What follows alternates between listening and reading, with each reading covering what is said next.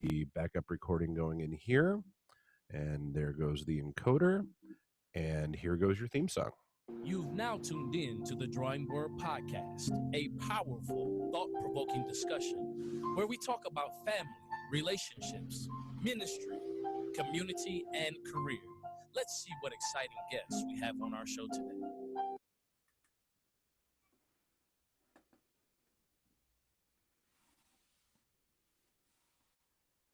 Okay. We must have had some technical difficulties with the introduction, but I'd like to welcome everybody to the Drawing Board Podcast. I'm Andre Ebron, the founder and the host, the author of The Drawing Board, the book, which is a powerful, thought-provoking testimonial that challenges the reader to examine their life and to reimagine the possibilities. The Drawing Board Podcast, where we talk about family, relationships, ministry, community, and career. This is what we have tonight. Listen, I always promise you, and tonight is an extra special night.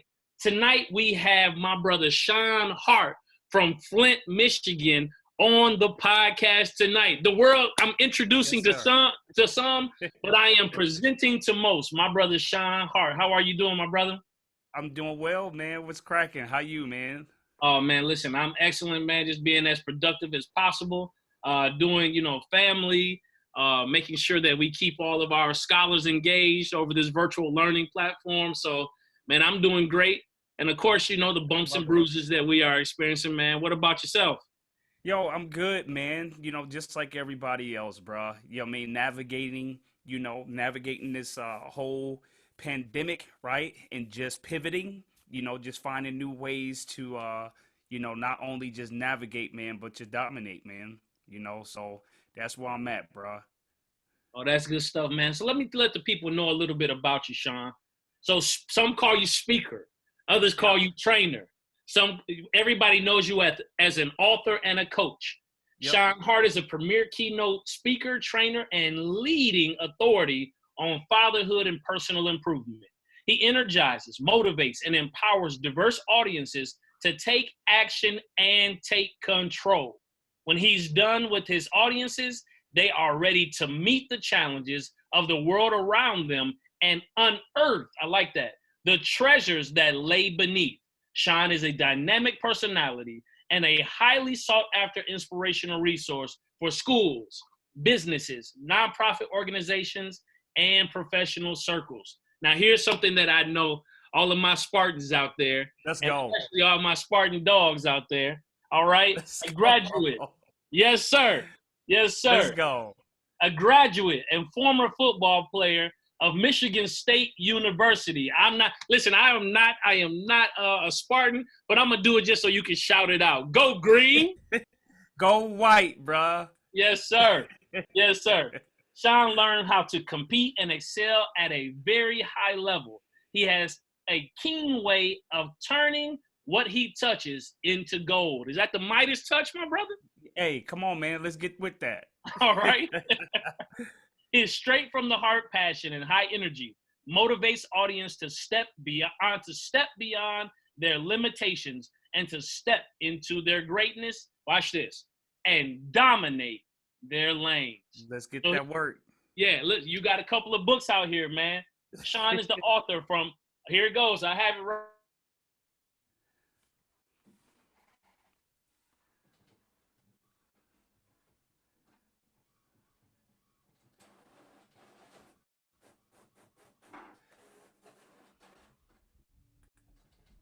Holistic facilities. Well, listen, man, that holistic approach that you have, brother, now we want to get into some of the motivation behind your message. So, Sean, take me to that moment, brother, where you knew that you had to get what was in you. You had to get that out to the masses. Take me to that moment, that epiphany, what Oprah would call that aha. Take me to that. Yeah.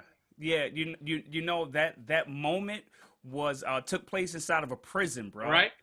It took place inside of a prison, man, where I served as a prison chaplain for about 10 years, about 7-8 years, matter of fact. And that moment was when I began to serve these inmates, man. I realized that most of them grew up without a father or a positive male role model. And I, just started shifting my mind like, yo, even though I'm not from this area, right? Because I was living in Flint at the time, and that's not where I was born and raised. So I didn't know how people moved in this area, right? So I just knew that I wanted to be part of a solution. So in the prison, I had full access and full autonomy to create what I wanted to create and help those, right? But then I was thinking like, yo, there's a lot of brothers out there in the community that do not want to go to the prison, right? And how can I help them navigate or give them some options and solutions so they don't have to go to prison? And that's what took place, man, is that I just said, I want to be a, part of the solution, not part of the problem. And I just said, I'm gonna do something, man. Told my wife, bruh, and I just started getting to work. You know what I mean? That was back in 2015, man. That was back in 2015. Right. So I love it, man. I think what, especially our listeners in this moment, people can feel when things are crumbling around them. There can be a mad dash towards success, right? I Yes, can't sir. tell you how many people I've seen launching coaching platforms, setting up different things. And here's what I always look at, and this is how I look at ministerial leaders too. When I hear you speak, I want to know where you trained. Yeah. When I see a boxer or an elite athlete, when I see them perform, I love watching the performance. It's exciting. But what I love as a person, I want to know where you trained and Let's who you go. trained under. Let's You know go, what I mean? bruh. And Let's so, like, go. I have the utmost respect for those who are in a mad dash to success. But I really love those people who are in the gym right now, just working it out, Yes, sir. and then when they have prepared or fully matured or developed, saying, okay, now I'm ready to provide this guidance. What I love about your message, man, and I'm excited to have you on, is that I connect so much to you being a family man. Like when I can look at a man, and this is something that my mentors tell me. They said, when you meet a man, they said he could be great on his own, shoes shined or fresh, but if you really want to see the character of that man, look at his family Yes, sir.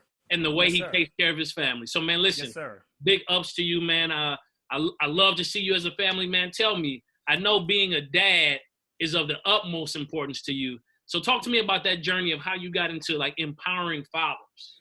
Yeah, man. Again, man, like, yo, like real talk, man. That's like, that's my lifeline, right? So I love to motivate people, love to inspire, love to empower people. But my lane, bruh, is men and fathers. That's my lane, hands down. I love speaking to companies. I love speaking to schools and students. I love inspiring them.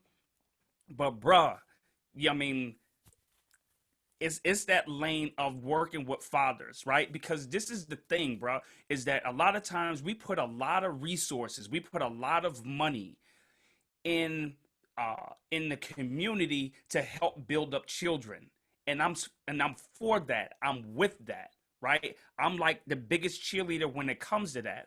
But this is the problem, is that when they leave that place, when they leave my presence, when they leave your presence, they going back home to a father or a mom or somebody who doesn't support them. So my thing is like, yo, who's working with the parent? Who's working with that father? Right? Right. And that was my thing. I'm like, yo, I want to work with the cats that nobody else want to work with. They want it, I mean, they want to work with the moms, they want to work with the kids. But I'm like, yo, I need to work with these fathers. And why? Because I was broken for a very, very, very long time, right? And my dad didn't do it on purpose, right? He was doing the best that he knew how to do with what he had. Right. But in turn, there was some scars, there was some things that took place where there was missing pieces and broken pieces. So I fathered out of that. I loved my wife out of that. I interacted with other people out of that. Right? So it was like, yo, Sean, I need you to start dealing with and stop blaming your dad for what he did or didn't do. So when I took up that mantle to start working on me trying to grow me from the inside out. I'm like, yo, if I can feel this much freedom, if I can get this type of deliverance and be a dope dad and be, this good husband that my wife need me to be, I'm like, yo, I got to help these other brothers because there's not a lot of organizations or agencies working with men. They like, yo, they can fend for themselves. They can do it.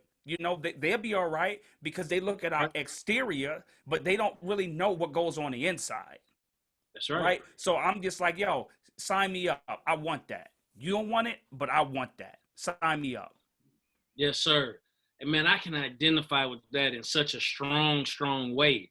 From the note of, how when you actually start doing that work, that inner work, and allow God to bring that inner healing, because He can't heal what you won't confront. And man, listen, I didn't realize that I was expecting my relationship with my wife to heal portions of that, right? And it couldn't. I was realizing, I went to my mentor, who's my pastor, and when I was becoming a dad, man, one of the most exciting moments, but one of my most fearful moments, right? Because I knew that my experience or my interaction with fatherhood was hurt, pain, and absence, right? And so I did not want to parent out of that pain. And so this is what my pastor told me. Says, son, embrace the love of the Father. And because you know how to love, then He will direct you on how to love your children. I knew God as a provider. I knew God as a healer. I knew God as a deliverer, but I hadn't fully grown my relationship with Him from adult man to father. And let me tell you, the hot tears that rolled, the healing that takes place, because do you really trust that God can father you in a way that He is concerned about you the same way you're concerned about your children? Absolutely, man. That's real, bro.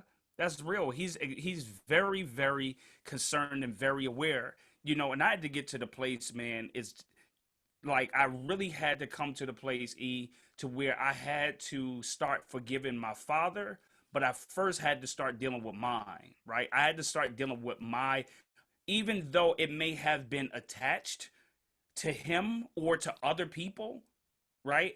But I still had to deal with me. Bro, it was like, I wish I could say it was like 50 years ago, but I tell people that my most powerful moment was it was at the end of 2018. Yeah. And when I was about to go do some work with a father, I heard Holy Spirit clear as day told me not to leave right now. We have some unfinished business. And it was stuff that I knew I was leading up to that I had to deal with, but I didn't want to deal with it, right? I didn't want to deal with it, bro, because it was too painful. Yeah. And what it was, man, I was required to watch the last football game I've ever participated in when I was at Michigan State. I refused to watch that last game. I refused to watch the film. Why? Because it reminded me of what I never became, right? It reminded me of me not reaching the plateau, because that last game was my last game. That last game prevented me from going pro. I never played after that. And bro, my identity was in that boy.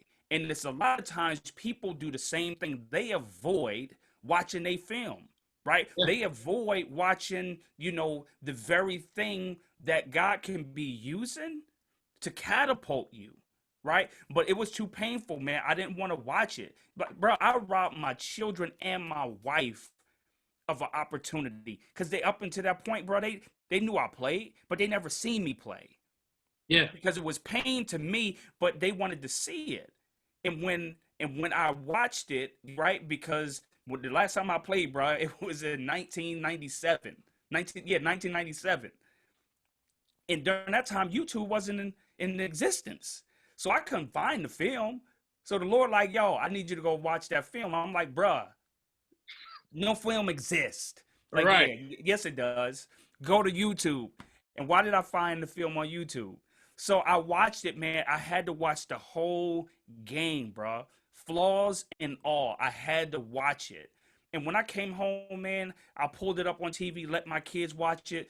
Dude, they were ecstatic. They didn't see my mess ups. They didn't Yeah, see none of that. I was robbing them of an opportunity to embark upon this moment with their father, but because I was struggling in my pain, bro. I didn't want to deal with it, and I yeah, had to come to that moment.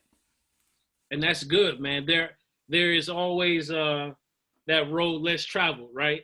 And generally, it's that road toward healing that people avoid because it causes you to take the bandages off. It Yes. causes you, for lack of better example, you have to take those cleats off and relax and rest, and you gotta think about that, man. Listen, I was looking at how we are so aligned in the way is that's how it was with track for me.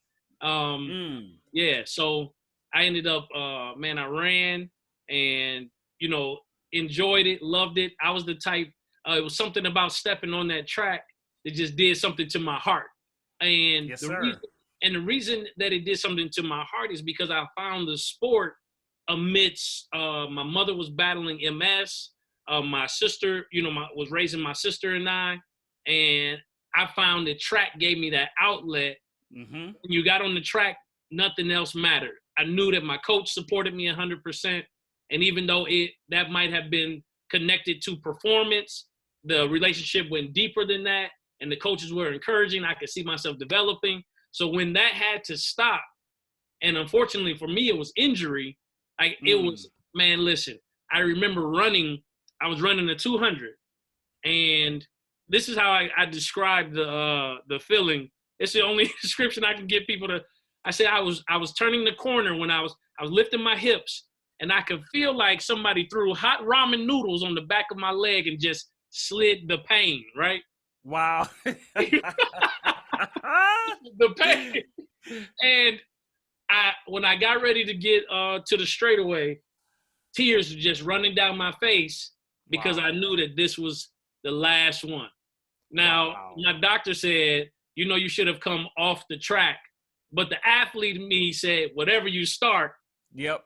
You gotta finish. you got to finish. Yes, And sir. so, and man, listen, how much, and I talked to my kids about that. I said, I've done some damage to myself from the mindset of starting and finishing when I should have just stopped when the pain started. Yes, sir. Yes, And, sir. and in that honest moment, like pain is a signal to the body, that type of pain, that whatever you're doing, you need to stop. So Yeah. how does that reflect in life? That we know that there are some relationships, we know there are some actions, some activities, that when the pain starts, that is the portion where we should stop. Absolutely. Talk to me, bro. Absolutely. Now listen, man. Absolutely. How do we get in this position of dominating? First of all, how do we get in the position of discovering our lane, and then how do we begin to dominate our lane? Yeah, man. No, that's good, man. Good question. When you talk about discovery, we get super deep.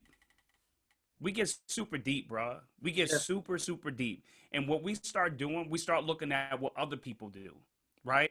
We start looking what other people do. It gets, it's attractive. And guess what? It's supposed to be attractive. Why? Because they are in their sweet spot. Because they are dominating their lane. When you dominate your lane, it becomes so attractive because you are where you're supposed to be, right? So when I'm talking about the way that you discover that boy, it's like, yo, what burns on the inside of you, right? It may be something that's weird to others, but to you, like, yo, this is the greatest thing ever. Like, I eat, sleep, I do a lot of stuff, but when you start talking about men and fatherhood, bro, it's a different switch. It's yeah, that thing that gets me going. It's that thing that gives fuel to me. It's that thing that I love.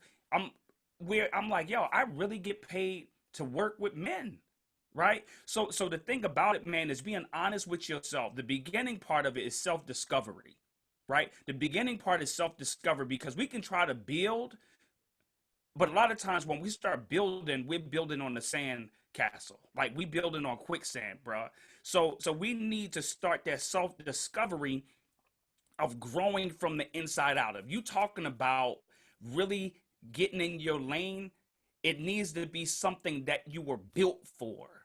Yeah. Right? You had to be built for it, or you will be developed into it.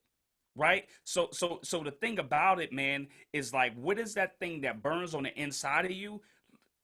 I need you to start like really working. And what am I talking about? Like I talked about how I had to go and watch my film, E. I had to go watch my film to see what is the things that's hindering me, right? So, bro, I battled with low self-esteem, but how it came out, bro, I was hating on other brothers. Right? I would high five them, the whole nine, chest bump, the whole nine, like, yo, you murdering it. But on the inside, bro, I was jealous. Yeah.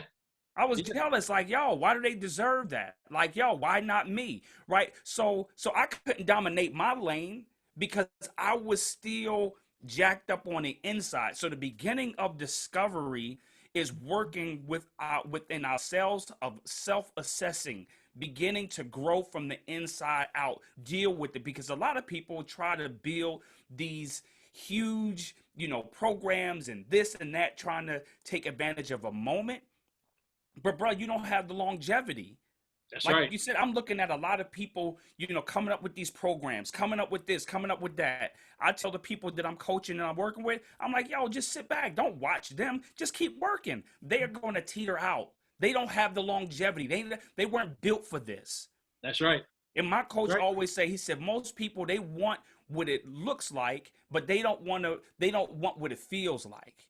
Right. They don't want to pay the price that it costs to be in that place, right? So the beginning part of dominating the lane is self-discovery. If me spending time discovering what's my sweet spot, what's my kryptonite to work on. So once I free myself, and you don't have to be perfect, it's the process, right? Starting that process, because as I'm starting to get rid of those layers, now I have the freedom to dream. Now I have the freedom to not even feel bad about going after something, because I don't have that hating spirit on the inside of me, right? Yeah. So now, once we start that process, if that makes sense, dominating my lane, bruh, is me embodying the assignment that I'm called to walk in. We can have 1,000 speakers. We can have 1,000 men who work with men.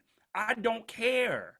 My thing is, I need to be able to support you, knowing that I have a tribe of my own. There's a people that only wants to hear my voice. That's right. That's my tribe. So I'm not trying to speak to the millions. I'm trying to speak to my tribe. So that's how I could dominate my lane. You talk about track, stay in your lane, bruh. Don't go in somebody else's. Like, we all running the race, but you get outside of your lane, bro, that's an infraction. You jumpstart, it's an infraction. Stay in your lane. What is my assignment? My assignment is to men. Just because other people are winning, you talk about equity and, work with schools. I work with schools, but bro, I'm not trying to go into school and start talking about equity because that's the buzzword. That's not my lane. So why would I do that? The smart thing to do is like, yo, E, how can we collaborate? My lane is this. You bring yours. We bring it together. Like, yo, we dominate. Because that's my sweet spot. I can't do equity. I know about it. I could study it. I could probably rock out with it and probably do well. But I won't do as well as you because that's your assignment, bruh. And man, listen, you know what's interesting about that? Dig this. I was, and I share with people, I initially was going to be a corporate lawyer. That is what I had set my sights on, right? And I was speaking to, and it's interesting how the Lord will get a message to you through people who you don't even have. Like, I don't even know how this lady and I started talking. And she just engaged me in the conversation. She was a clerk at, honestly, a 7-Eleven. And I was checking out, and she was saying, I don't even know how the conversation started. And so I told her, she asked me like what I initially dreamed, and I shared with her. And she said, well, and this, at first I was kind of upset. She said, well, I'm glad that didn't work out. And I looked at her, and she said, because all of the children that have been impacted by you being in position would have never received what they needed had Yes, that sir. worked out. Yes, And sir. I was like, wow. Yes, sir. And so what I looked at, man, for years as like a shortcoming, a downfall, that competitor in me, Yes, I sir. started it. I needed to, and I Yes, look at sir. this, how he will pivot you, or let me say this, he will give you a choice to pivot, and Absolutely. choose to, man, listen, you can dominate that lane. I tell people what I do is not work to me. Like, Come it's on, not man. work. It takes effort. Of course, it takes diligence. It takes all commitment. But I can wake up out of my sleep and go work with young people and work with children and families. And what it will do is it won't bring I will be fueled by that. Like, it will ignite something in me, and I'm up and I'm ready to go. We can stay awake for days talking about how we're going to improve, lives of children and family. Something that I love about, and I've been watching you, man, and just listening to your messages, and I love the clips, the voice clips that you post, and The what morning motivational pieces. Yes, sir. Man, listen. When I look at speakers from their voice, I can tell if they're more concerned with the stage or more concerned with the seat, because the stage only exists because of the seat, and that's powerful, man. So I just wanted to let you know, man, on this end, man, you're providing that motivation necessary that are leading leaders, brother. Man, I appreciate that, bro. I appreciate that. And the thing about it, man, it goes to dominating your lane. Like for years, I knew I had a gift, but I didn't know how to use it, right? So that's when I linked up with ET, and like, yo, I had to invest in myself to master the craft or become better at my craft, right? I had to get to a place to where I had to invest in myself, because I'm like, yo, why do I have to pay this money? And, but then I realized, like, yo, if you want to if you want to master your craft, and if you want other people to listen to you, like, bro, you can't tell people invest in themselves and you won't invest in yourself. Yeah. You know what I mean? So that was something I was willing to do. So like, even at a time when I didn't have the money coming in, and I'm like, yo, I'm going to invest in myself, bro. And it was one of the best investments I've ever made, because I invested that piece of it to where coming out on the other side, being able to not only become a better speaker, but become more authentic and know the business of it. So when you talk about those more motivationals, I would have never done that. But going through the program helped me to find out, Sean, what's your sweet spot? And during the time when I first started doing those, a lot of people wasn't doing it. But I'm just like, this was what God told me to do. He like, yo, just do, put up images and just do voiceovers for a minute. And I'm like, okay, I'll do it. Like, whatever you want me to do. You know what I mean? And that's how I try to live my life, bro, is that I know that there's an art to certain things, but I'm just like, yo, I just love people. Like, yo, how can we move the needle? How can we work together? How can I bring heaven to earth, right? As a believer, how can I make the earth reflect heaven, right? How can I dominate my lane? What's the best way to do it? And the best way for me to do it is work on me.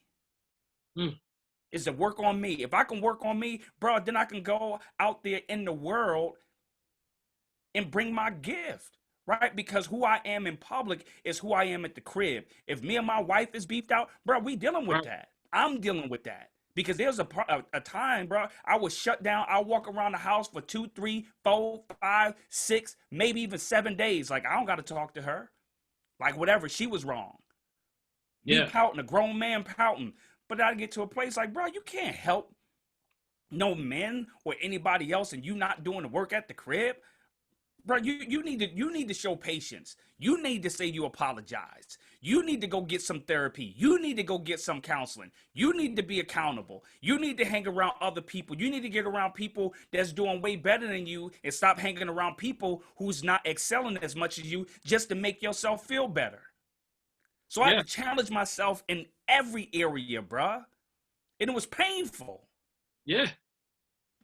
Yes, sir. Listen, man, I was just telling my son, he'll be 13 in July. So I'm starting to have some of those good manhood talks. You know, he's reaching that age of accountability. And I was telling him, we were talking about marriage and choosing a mate, choosing a wife. And I said, son, let me tell you something. I said, your relationship with your wife, it impacts your relationship with God. Absolutely. And he said, so he looked at, I said, I still got to ask God a question about this, even though understanding headship. And, you know, I said, when I get to heaven, I'm going to have to ask him about this one scripture when it says, dwell with her according to knowledge, that your prayers be not hindered. And yes. I remember, and I said, Lord, I don't see anywhere in the Bible where it says if she mad with me. Yes. Yes. But it talks about reconciliation is our responsibility, right? And it talks about, so all of those things, but literally like showing how, like that is not for the faint at heart. Like that role of husband. It's not, man. Let me tell you, man, listen. It's not. Marriage, bro, Sean, listen. Marriage has taught me not just so much about my wife, but it has taught me so much about me. Yes. Listen. And when you use the word unearth those treasures, you can either be digging a hole because you feel sorry, or you can be using that same shovel to unearth the treasure that is existent within you. Because that pressure is coming. Yes. It's coming either way. Yes, bro. Yes. Yes. It's one thing that I say a lot, man, you know, to those that I work with, man, when they get into tight spots. I understand. I tell them, you know, my old pastor told me, he was like, yo, you just got to take a knee, right? And I'm with it. Like, just take a knee. I'm cool with that. But what I tell them, man, I go a step further. I'm like, yo, bro, you got to fight and build at the same time. It's good. You got to fight and build. Yeah. I mean, it's a lot of times we want to build, but we don't want to fight. And just because you want to fight, bro, you got to keep building. Right? Like right now, this pandemic is happening. So we fighting, keeping our sanity. Right? But I'm like, yo, you got to build in the midst of this. You have to find that light. You have to find that beacon of hope of like, yo, how can I get into my sweet spot and dominate my lane? Like how can I do that? Right? So, and then you can't build so much and forget to fight. Yeah. You know what I mean? Like, yo, why is this? Like, because you're still in the fight, bro. Like, it wasn't supposed to be easy. If it was, then we know that everybody will be rocking out. Everybody will be doing what we're doing, right? So you can, but we have to put it in the right perspective. We have to put it in the right perspective when we are pursuing, you know, greatness, when we are pursuing our God-given assignment to the earth. Yeah, absolutely. Man, listen, you know, we talk about in ministry, you know, fivefold ministry giftings, right? And we talk about that from the point of, you know, the apostle, prophet, teacher, evangelist, preacher, right? And we talk about that's for the perfecting of the saints to grow into mature discipleship. We understand that, right? I went back, I was talking to, having this conversation with my family, you know, because I believe every family should have a mission statement. Because the gift comes to the house, right? Yeah. And if you look at your children, or we look at our families, if the prophetic is on the man, it's also on the wife, you know, because we talk about that is the great mystery of how two become one, right? Yep. Don't start no trouble, bro. Listen, bro. Hey, and then so if the prophetic is on the husband and the wife, it's on the children. So this was my prayer, man, and I prayed it. I said, Lord, don't allow anything to trespass my children's gift before time. Because, you know, when people like think about it like this, you remember when and it was funny, this is how I look at it. When Jesus became aware of his messianic calling, man, he went to the temple, was like, yo, I'm in here. Dig this. Come learn something. You know? Yes. And it goes on to say, through his suffering, he learned obedience, right? And this was moments, right? And I like to think that moment of redirection is what gave him the commitment to be able to see through the Garden of Gethsemane, right?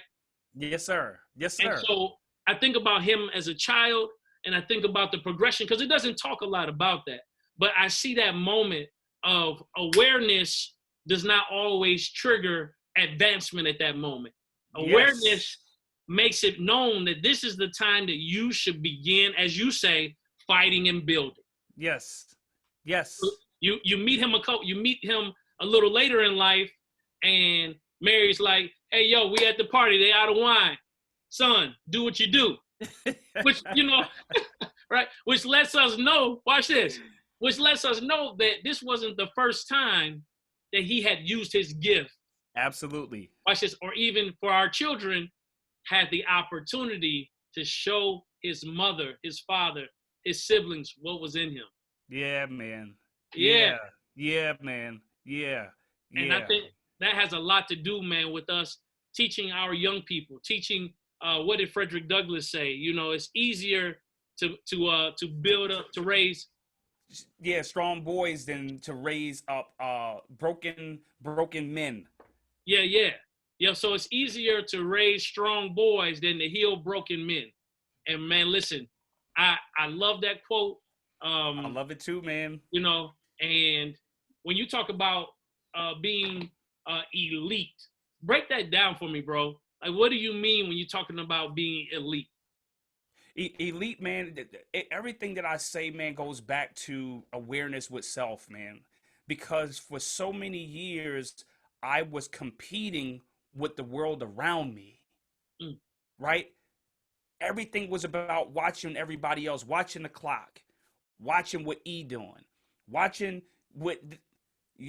I became elite the moment I embodied my assignment and began to put everything in it. So now, guess what?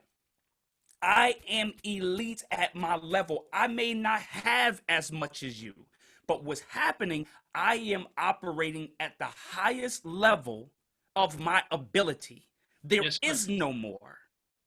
So now I come to a place where I am elite. On the outside, you may say, nah, bro, you ain't elite. You got to at least have $1 billion. You got to at least have that. It is what it is. I want all of that, but you know what? I want what belongs to me, because I guarantee you I can do more with what I have than using what you have. You can ask my man David. Yeah, right? Go ahead. He said, yo, I'm gonna use what he gave me. I'm not gonna put on your uniform. I'm not gonna use your weapons. I'm gonna use what was given to me, bro. I have a gift to talk, right? I paid a price. I went through a whole lot of HE double hockey sticks, and I'm like, Lord, if you brought me through that, I need to be able to show what I went through on the other side. Like, I didn't go through that just to go through it. You know what I mean? So that's my thing. So being elite, man, is embodying my assignment, embracing and loving who I am, being who I need to be for those that I'm called to. Not to your tribe, but to my tribe. Yes, sir. To my tribe. My tribe. I don't have. So now that way we can have a relationship. I can come on your podcast. I can give you all that I have, because, bro, what's for you is for you. What's for me is for me. And I can sleep well at night. I can sleep well at night because I know my assignment. I know who I'm called to. And I'm good. Where everybody else can be out there fighting for scraps. Nope. I don't need that. I just need who God called me to, and I need to be who God called me to be. So that's being elite, embodying who I am for those who I'm called to empower and to inspire and to equip and to transform. That is that's powerful, and I think it gives a whole new lens for those that are listening. I mean, because when you think about elite, you immediately the regular thought is, how do you compare to others? Yes. When you break it down like that and say, It is when you become aware and you embody, which means there's some actions associated with your assignment. Yes, sir. You Yes, know, sir. like I love, you know, I'm actually, I grew in grace, right? So I grew in grace. Yeah. My mentor, my pastor said, let me know, say, son, if it's too much grace, too much truth, you'll dry up. Too much grace, you'll blow up. But the balance of grace and truth will cause you to grow up. And Let's so, go. listen, I had no grace. Come I on, had a man. black and white type lens, and it had a little bit to do with my mom being a Marine and my militaristic upbringing. Yeah. I would say what I said and let the chips fall where they may. Yeah. You know, if that, Yeah. You're going to get this work. yeah, You're going to get this work. and it just is what it is. And Yes, so sir. I always go back to like ministerial assignments to the body is really an indication of your responsibility to life, right? Yeah. Ministerial That's good. assignments in the body is also your indication of the responsibility you have to people. So when people are advancing corporately on their job and they're in a high level of authority, it really just says that you have a greater responsibility to people. Yes, sir. And when you are in church or in the in that realm of that system, and the higher you go, it just really indicates that God's holding you more accountable to how you handle people. Absolutely. And, and I think that I'm the voice that always cries out for the people. Mm-hmm. You know what I mean? And I generally have, like, they know when they see Ebron coming, if it's not right by the people. Yes, sir. Yes, sir. So, yes, sir. I think, man, for me, amidst this entire pandemic that we're facing, I think it is drawing us more front and center back to the responsibility that we have to one another. Yes, sir. To people. The things that we do, whether it's innovating a product or it's speaking like you and I do, it is designed to make life a little more easy and provide revelation for people. And so, man, we're getting back to, Van Moody has that book, The People Factor, right? And so that's a good book. But listen. I need to check that out. Yeah. Oh, bro, listen. He starts breaking down relationships in a way, super dope. But I'm telling you, man, what I love about, and I keep talking about it, the average to elite just got it Saturday, but turning your losses into lessons. And that for me resonates with that, my urban proclivities, Let's go. Let's go. Let's go. And, we always used to dap up and say, never a loss, always a lesson. It's only a loss if you refuse to learn the lesson, right? Come on, man. And so, man, when you were writing this, tell me, man, what prompted you, or what was the call, the mandate? Because this is something that will remain in the earth, of kingdom work, of your personal assignment. So what was the mandate that you got from the Lord when you chose to write this? Yeah, the biggest thing that he was showing me during that time, man, is that, Sean, all things work together for your good. And the reason why that was huge, why turning losses into lessons and why going from average to elite, is because that scripture gave me freedom, because I was living in bondage, right? That I was always a thought leader, but there was still a level of hesitation for me to take action, right? And then there was always that me looking back to what I went through, and all of those things, right? Yeah. So where it comes to that title of losses into lessons is like, Sean, no matter what you do, it's going to work out for your good. Wow. Sean, so take the big plunge. Like, even in your era, I'm going to make it work out for your good. Man. So when I got that revelation, bruh, it unlocked everything. And I'm telling people, listen, turn those losses, which appear to be a loss, turn it into a lesson, because you have an assignment. Mm. You can go from what you think is average, and being average is living beneath or below, or not living aware of who you are. That's being average, not being aware of your superpowers, not being aware of your grace gifts, Yeah. right? Not being aware of the damage you can do to the world around you and the mandate that's on your life. Like, bro, you was brought here with a purpose and for a purpose. And when you don't learn that thing, that's why we struggle, Yeah. because you're not aware of who you are and what you possess. So when he started unlocking that, I'm like, I gotta free the people, because, like I said, for years, man, I thought I was a football player. I thought that's all I was. And he like, bro, no, wasn't that was just a time in the season. That was something you did. That wasn't who you were. That's not who you are. That's what you do. Yeah. And when you ask most people, who are you, the very first thing they do is say, huh? What are you talking about? Why? Because they're trying to buy time to figure out who they are. They associate what they do. They associate who they are by what they do. I'm a doctor. I'm a lawyer. Okay, that's not who you are. Right. That's what you do.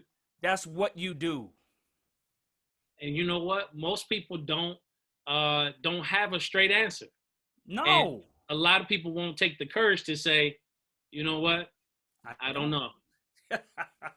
I don't know. And Yes. and the liberty or the freedom that truth brings, like the power and the revelation of that scripture, lets you know, man, God got you no matter what. No matter what, bro. No matter what. Things. Not some things, all things. All things. And what I was realizing in this time, bro, is that even when things, people get silent when things don't work out like they planned. Oh yeah. Yeah. Oh yeah.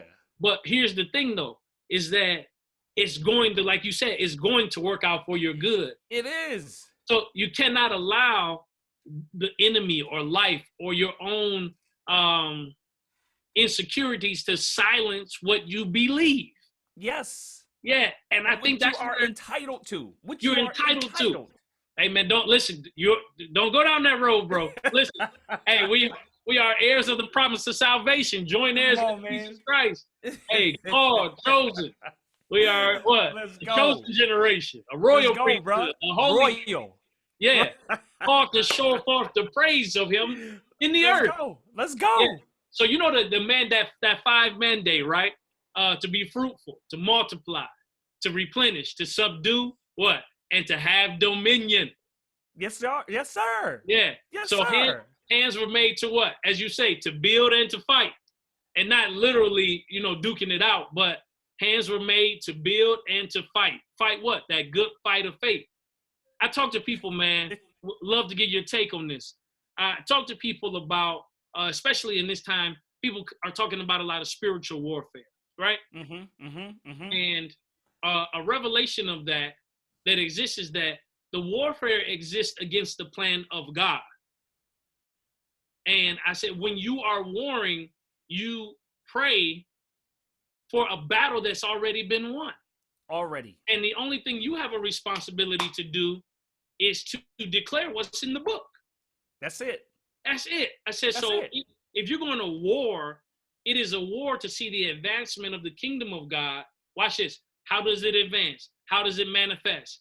By speaking, decreeing, declaring. Watch this. And like James said, not just a hearer only, but to also be a doer. Let's go. You already know. Dominate. Let's dominate. Let's go. That's what we've been called to do, man. Yeah. Like, yo, why have a podcast show and you're not gonna dominate? Why? Why not bring heaven to earth? Why not impact your listeners? Not trying. I mean, you want numbers. You want the masses to see, but the biggest thing is like, where's the impact? Bro. We want impact. We want impact, bro. Yeah. Money will follow. Listen, we are ATM machines. I am an ATM. If I need bread, bro, I have enough within me to create money. Yeah. Because that's the gift I have. That's the gift you have. We chasing money when money is supposed to chase us, bro. That's the problem. You chasing the wrong thing. That's Get it. in your lane. Get in your assignment, and money will chase you down. There's a pandemic, bruh, and I'm still being blessed. Hey, listen, I can testify.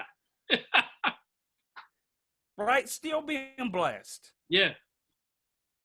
Why? Not because I'm faithful, but because he is. I'm in my lane. I don't have to go out there and try to create I'm like, what do you need me to do? What's in your house? Use what you have. Use what you have. I'm not watching what everybody else do because that's not my assignment. Yeah. Not my assignment. I'm not interested. I get people all the time, man, like, let's do, not interested. At one point, when I didn't know who I was, man, I was jumping. I was trying to jump on that one, hot, cool thing. Now I'm like, nah, I'm good. I'm good. I'm right here in my lane, and it's going to happen in my lane. That's right. And then like he said, he sends collaborators who can help facilitate and build a team. Yes, I got a question for you, man. You are an athlete. You are an elite speaker, premier speaker. There are some people, man, who are at the genesis of their assignment. And when it comes to building a team, how do you know? Because it is an assignment from the Lord. How do you know and identify who should be on the team, like the direct team, and who should be a collaborator? How do you figure that out? Yeah, me, man, my navigation system, honestly, man, I bring Holy Spirit in everything that I do, right? Like, real talk, man, not trying to sound super deep and the whole nine. Like, everybody have a different way of doing things. Everybody have a different way of building a team, building a business, the whole nine. But mine start with vision, right? Mine start with vision. This is what I need. When I get awareness, like, I tell people, man, faith begins when revelation is revealed, right? Okay. So my thing is, like, I put the vision out there, and once I get a revelation of what I need, I'm like, okay, this is what I need, and then I start seeking. And what happens automatically, people will start coming. People will start coming. And then what I do, I judge not the fruit of how much body of work they've done. Like, if they dealt with the masses, I ain't worrying about that, because I can train, I can develop, I can grow into. But I'm looking at the spirit of the person, the intent of the person. So if I can have you in my community, and where it's not about no big eyes, little U's, that type of thing, because I am going to be, even though I'm the mouthpiece, I am going to be the most humble and the biggest servant of us all. Yes. Right. So yes. My thing is that I put it out there that, Lord, this is what I need. This is what I put out there. Boom, I got revelation. Boom, to help me get to this level. This is what I need. They begin to come. I begin to put a magnifying glass. Right. So I just begin to judge the fruit a little bit. Yeah, absolutely. You know what I mean? Yeah. You look, what I love about it is the word allows you to do that, right? So it says that the word is quick and powerful, sharper than a two-edged sword, cutting asunder what? The soul and the spirit, the bone and the marrow. Here it is. And it is a discerner of the hearts of men. And so with the Holy Spirit within you, the word within you, all you have to do, there are somebody listening who will be like, yo, especially if you're from any type of urban area, like discernment is something that you innately have. You can tell when an environment is not right. You can tell when you meet someone and then those bells start to go off in your spirit, like, no, this person, something, I can't see it with my natural eye, but I can tell something seems a little off. Like, trust that. Go with that. Whether they call it instinct or whether they call it discernment, like, those are the healthy building blocks when looking at your team. I want to extract for someone is, you said that you have the ability to build capacity.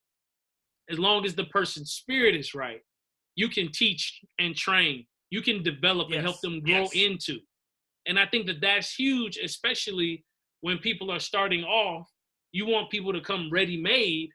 When the team that God is sending you, you may have to disciple them. Absolutely. That's huge, bro. That's huge from the standpoint that you need to be able to, like, as a leader, right? You need to be able to discern and be aware of who you have in your circle, right? I'm also willing to um, collaborate from the same, like, barter, right? You mean I can give you this and you can get that, right? So I don't everybody that I have in my circle, everybody doesn't get paid. But what may happen is that in turn, I give them connections so now they get business over here, right? So Right. they can use me as a mouthpiece, but now it brings you more dollars and resources because you're helping me blow up, right? So it's that collaboration. Everybody is different on how you build it. So with mine, man, I know what I need in my circle. I need people who have a high level of humility, who has a mind for teamwork, somebody who I don't have to micromanage because I'm not going to micromanage you. You need to be self motivated, right?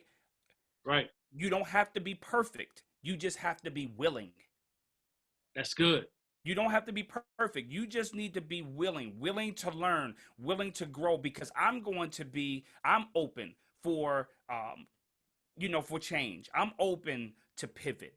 So when you're building a team, man, you got to create an environment that is conducive to that growth environment, right? And then one of the things, man, that I had to get that was hard, I wasn't very structured, wasn't Yeah. very organized, right? So I had to bring in somebody who was organized to take care of the things that I was dropping, right? So my thing is, even from my speaking, I had to hire a booking agent. Why? Not because I needed her to get me some more gigs, which she does. But the biggest thing is I kept selling myself short. Why? Because I was making decisions based off how I feel and me just having this super, super soft heart, but it wasn't paying Yeah. bills, right? It Right. wasn't All paying right. bills, right? So I had to bring somebody in who was gifted and skilled in that area for them to do it. And we did it on a barter system. For when you get this and get this, you'll get this percentage. You'll Yep. get that percentage. And it worked well for us. So it's important to know what you need surrounding you in any business. Is you need to know what your blind spots are. What are your blind spots? What are you not sweet at? What are you not gifted at? What are you not good at? And what happens is, man, is that we have to earn a right to hire somebody. You earn a right That's right. to hire somebody, right? So the things in the beginning, you may have to do it. You may have to do all of your work. If you don't want to do it, you earn the right to hire somebody to do it. So that way Yes, you sir. don't have to worry about it. Well, listen, man, the time flies by, especially when we dropping bombs like this. Yes, sir. I Yes, sir. encourage everybody to go out, get my brother Sean's book, From Average to Elite. He signed it for me. I got the personal signed copy. I hit him up on Facebook, was like, bro, listen, I need the signed copy. He sent it to me, and he said, look, don't be average, be elite. Let's go. So Let's listen, go. man, let the people know, where can they get in touch with you? Drop your socials. Yeah. Where are you at, bro? Yeah, I'm on every single platform, man. It's under my name, Sean Hart, man. SHONHART. I'm on Twitter. I'm not a whole lot on Twitter. Where I spend most of my time, man, is on Facebook and some Instagram. But all of it is Sean Hart, SHON, Hart, HART. And that's my website, too, SHONHART.com. Sean Hart, YouTube, all of them. I just kept it simple. Oh, absolutely, man. Well, listen, I thank God that you came on, bro. Much appreciate continued it. success and prosperity. We're going to continue to dominate our lane. Let's go. We're going to go from average to elite. We're going to be aware of our assignment, and then we're going to take actions on our goals and dreams. When building our team, we're going to consider the heart first, and then we'll build the skill. So as we transition from this, I always tell my listeners, your future is not behind you. It is not before you. It is within you. And I'm Andre Ebron with my brother Sean Hart, Yes, learning to dominate our lanes. Peace and God bless.